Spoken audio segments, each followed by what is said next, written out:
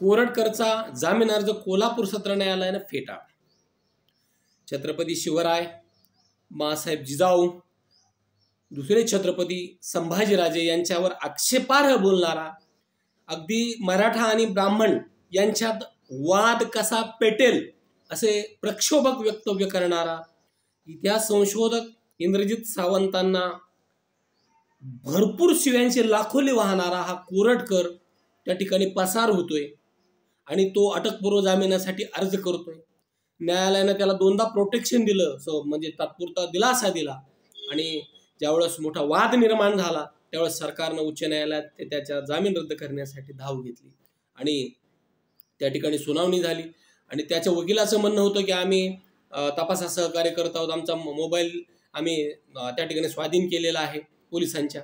मात्र पोलिसांच्या हाती मोबाईल कोणता दिला आहे, तो फॉर्मॅट मारून दिला, सगळं डिलीट करून दिलेला आहे.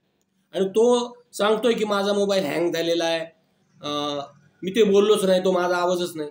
मग तो पळ का काढतो? पोलीस संरक्षण असताना तो पळून गेलाच कसा? इथं दबक्या आवाजात अशी चर्चा आहे की राज्यातल्या उच्च पदस्थ पोलीस अधिकाऱ्याशी त्याचा संपर्क आहे. याला तात्काळ अटक करणं, याच्या मुसक्या आवळणं अत्यंत गरजेचं आहे.